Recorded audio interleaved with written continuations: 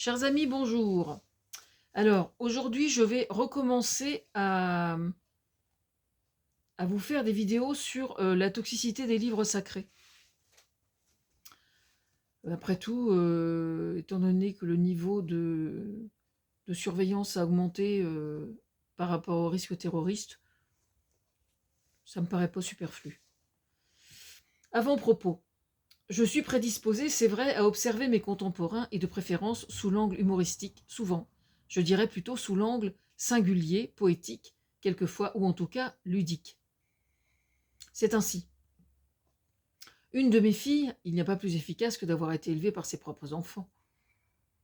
Mais tu peux arrêter de regarder les gens comme ça, avec une telle insistance. Je souriais, elle se marrait évidemment, puis insistante, t'arrêtes maintenant. Aussi, pour éviter d'avoir trop mal aux autres, quelquefois, enfin souvent, je n'ai pas d'autre alternative possible que de rendre mon travail amusant.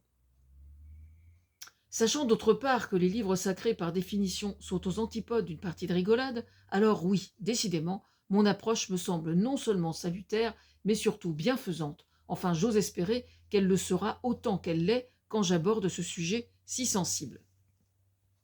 L'ombre que vous voyez, en fait, là, c'est l'ombre du portable parce que j'ai le soleil en face. C'est un détail. Maintenant, ça recoupe un autre travail que j'ai fait. J'ai consacré un chapitre sur le dolorisme dans le cadre des livres sacrés. C'est une théorie, donc le dolorisme, c'est une théorie philosophique qui tente à hisser le fait de souffrir au rang de vertu.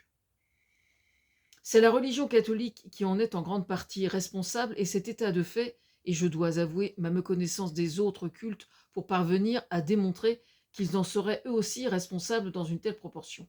Certains diront oui, mais c'est de l'histoire et pas des c'est l'histoire et pas les livres. Eh bien, justement, cette histoire sainte, le coup du martyr, etc., c'est bien dans la Bible et les évangiles qu'on les voit raconter depuis le début de notre histoire judéo-chrétienne.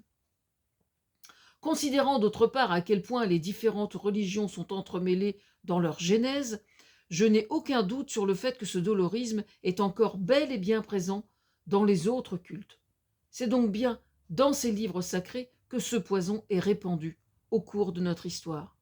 Aujourd'hui, et depuis des décennies, l'Église catholique tente à chercher à minimiser ce dolorisme, ou en tout cas cherche à ne plus l'évoquer ou y faire référence.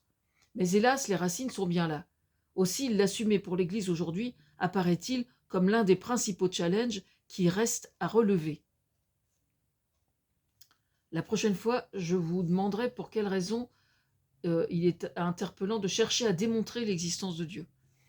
J'ai bien bossé là-dessus, je vous le dis, moi.